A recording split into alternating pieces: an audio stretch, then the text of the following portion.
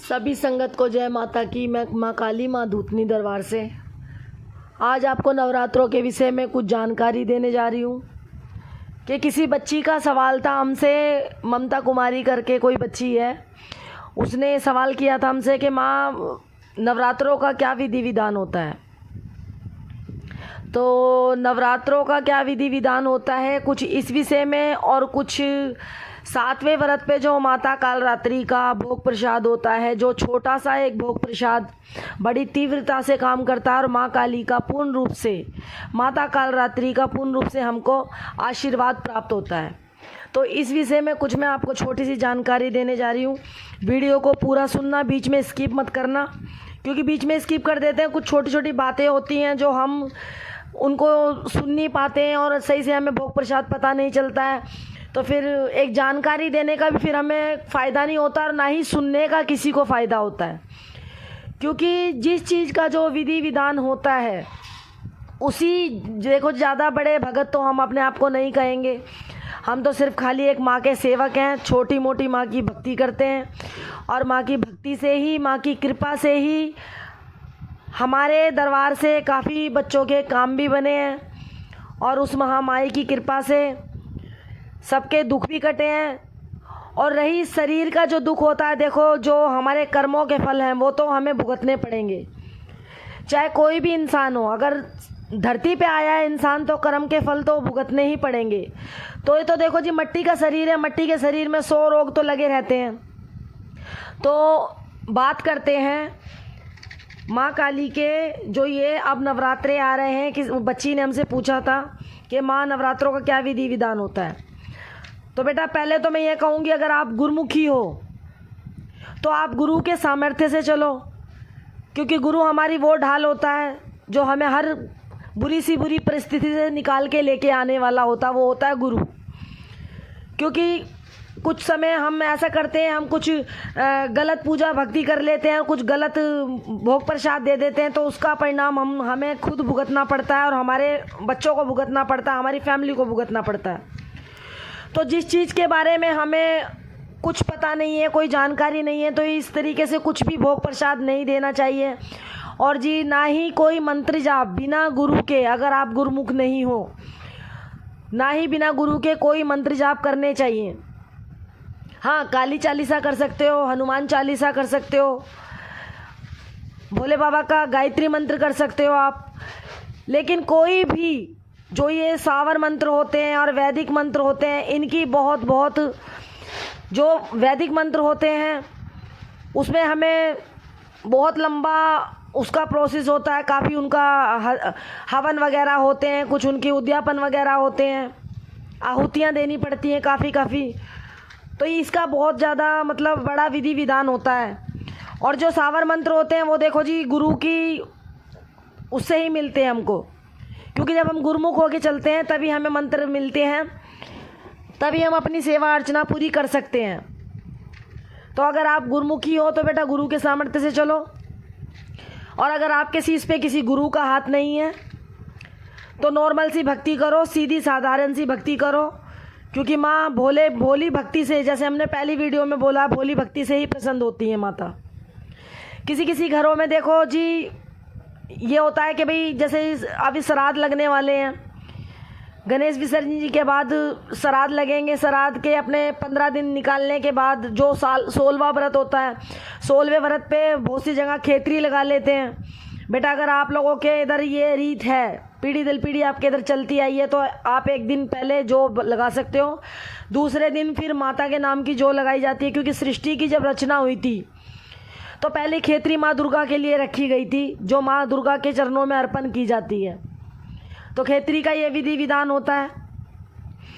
और अगर आपके घर में पहले से रीत नहीं है कि आप एक दिन पहले लगाओ खेतरी, तो आप जिस दिन का माता का पहला नवरात्रा होता है, माँ को अच्छी तरीके से उनका स्नान आदि करा के और उनको वस्त्र पहना के अच्छे से उनका श्रृंगार करके माँ के नाम की जोत जलाओ। वो आपके सामर्थ्य की बात है, आप घी से भी कर सकते हो, आप सरसों के तेल से भी कर सकते हो, क्योंकि माँ भोग नहीं देखती हैं, सिर्फ भाव देखती हैं और साधारण सी भक्ति देखती हैं। तो बेटा ये अपने मन के भाव होते हैं कि हम किस तरीके से माँ को मानते हैं। हम शक्ति मान के पूज रहे हैं कि हम माँ मान के पूज रहे हैं। और उसके बाद आपको ये खेतरी वगैरह लगा लेनी है। और बात करते हैं फिर अखंड ज्योत की। अगर आप अखंड ज्योत की करने के आपके मन में है कि भाई हम अखंड ज्योत रखना चाहते हैं, अखंड ज्योत का क्या विधि विधान होता है, तो बेटा अखंड ज्योत का बहुत बड़ा लंबा प्रोसेस होता है और उसका काफ़ी मतलब उसके नियम होते हैं।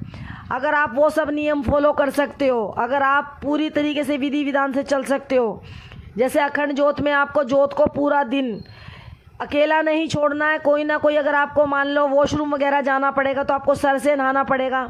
ज्योत के पास कोई ना कोई, चाहे कोई बच्चा बैठे, ज्योत को अकेला नहीं छोड़ा जाता, क्योंकि माँ का 9 दिन तक उसमें वास हो जाता है ज्योत में। तो ये सब जो होते हैं बेटा, हम तो यही कहेंगे कि देखो नॉर्मल सी भक्ति करो, सुबह शाम की ज्योत जलाओ। ये अखंड ज्योत वगैरह जो होती हैं ये साधकों के लिए होती है। और इसमें क्या होता है, इसमें नियम बहुत तगड़े हो जाते हैं, इनके नियम बहुत बड़े बड़े होते हैं। तो एक साधारण सी भक्ति करो। हमने की है साधारण सी भक्ति। हमें जिस भक्ति का कभी कुछ आ से अनार नहीं पता था, हमें ये भी नहीं पता था कि माँ काली की जोत जलती है, माँ काली की जोत किस तरीके से जलती है। और माँ की छोटी सी भक्ति करते करते आज हम इस मुकाम पे बैठे हैं कि हम गुरुमुख होके चल रहे हैं। माई ने दरबार भी ले लिया है, क्योंकि माई ने गद्दी मांगी। सेवा भक्ति करते करते शक्तियाँ खेल गई हैं शीश पे, क्योंकि माँ का अंश आता है। माँ काली खुद तो स्वयं आएंगी नहीं। हम हर वीडियो में यही बात कहते हैं, क्योंकि माँ अपनी जो ऊर्जा होती है माँ की, हम सेवा भक्ति करते हैं, हमारे भाव देख के माँ प्रसन्न होकर हमारे पे कोई ना कोई उनकी छोटी मोटी ऊर्जा हमारे पे आ जाती है। तो बेटा नॉर्मल भक्ति करो, सुबह शाम की अपनी जोत जलाओ। और आपको एक टाइम भोजन करना होगा। नवरात्रों में समा के चावल होते हैं, कुट्टू का आटा होता है, इसका आप कुछ भी भोग ग्रहण कर सकते हो। और आपका ये 9 दिन तक की ये सेवा रहेगी।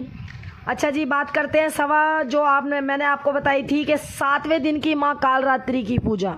जो बच्चे इच्छुक हैं माँ कालरात्रि की भक्ति में रमने के लिए, जो चाहते हैं कि माँ का कालरात्रि माता का पूर्ण रूप से हमें आशीर्वाद प्राप्त हो, तो उनका कुछ भोग प्रसाद अलग से रखा जाता है। तो मैं इसी विषय में आपको जानकारी देने जा रही हूँ कि 7वें दिन आपको सुबह टाइम से नहा धो के अपने माता रानी की जोत वगैरह संवारनी है। देखो जी, 9 दिन तक माँ को बिल्कुल भी हिलाया नहीं जाता। गद्दी चौकी से आप कहीं भी लगाते हो दरबार, तो माँ को बिल्कुल भी हिलाना नहीं होता है।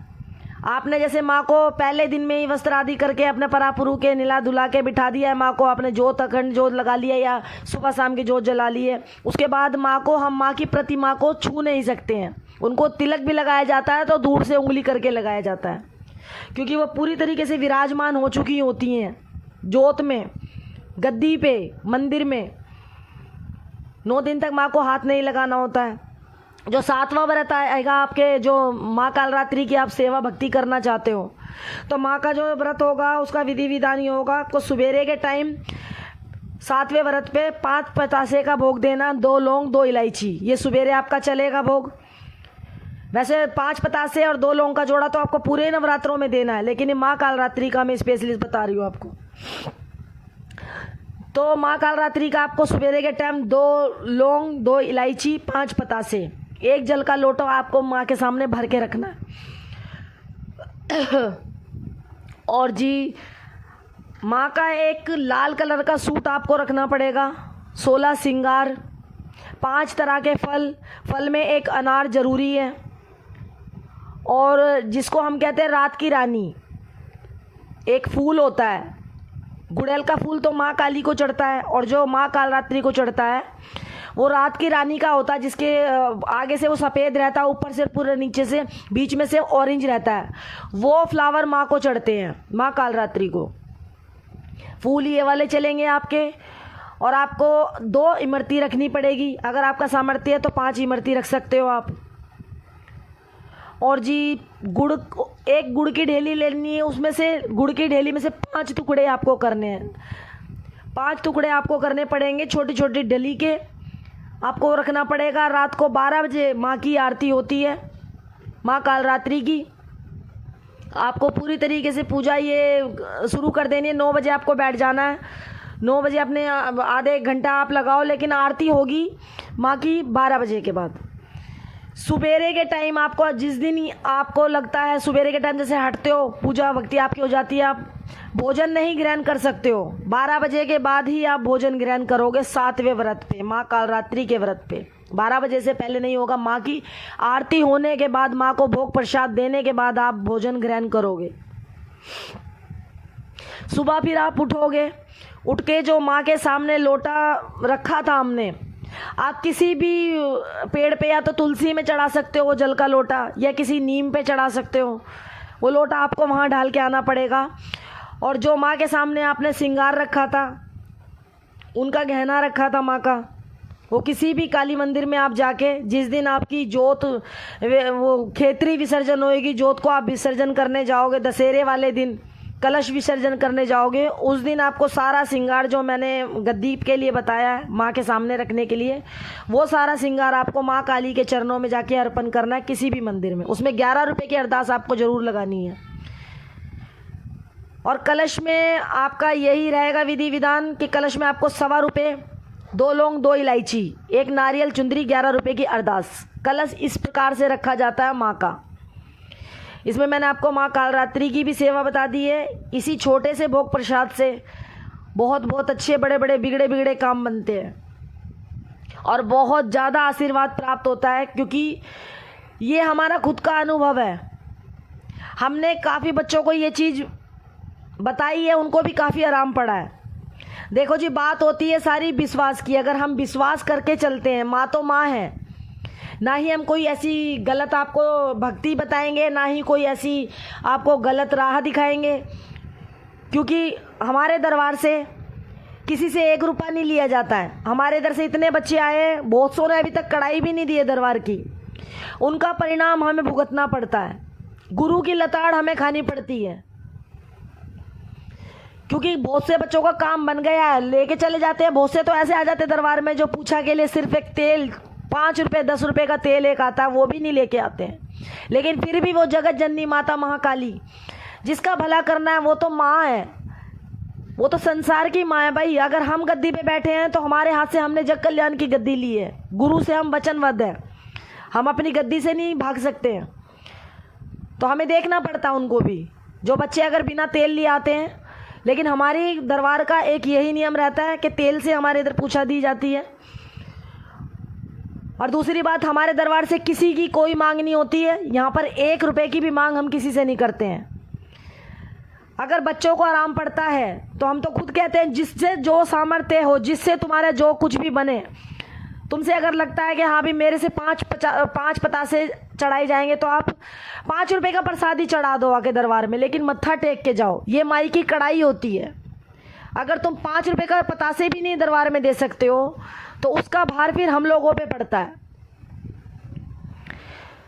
तो जी छोटी सी जानकारी थी, हमने जो अभी चैनल के माध्यम से थोड़ा सा हम वीडियो में डाल रहे, क्योंकि काफ़ी दिनों से बिल्कुल भी समय नहीं मिल पा रहा था। अभी गणेश जी का थोड़ा सा लगा हुआ, और हमारी भी तबीयत थोड़ी सी ऐसी है, गला तबीयत तो नहीं बोलेंगे, बस थोड़ा सा ये है कि अभी हम मंदिर में जा रहे हैं, ज्वाला मंदिर है हमारे इधर, माँ बाबा का पंडाल लगा हुआ है, गणेश महाराज जी की थोड़ी सी अभी हम सेवा भक्ति में लगे हुए हैं। वहाँ पर भी अभी थोड़ी बहुत हमें हाजिरी भरनी पड़ती है, भजन थोड़े से बोलने पड़ते हैं बाबा के इधर, और कुछ फिर हमारे दरबार की संगतें भी हैं, और कुछ अपने भी पूजा भक्ति होती है, गुरु के नियमों का पालन करना पड़ता है। तो बिल्कुल हमें टाइम नहीं मिल पा रहा था, इसी विषय में हम थोड़ा सा कुछ वो भी नहीं कर पा रहे थे, कोई वीडियो नहीं बना पा रहे थे।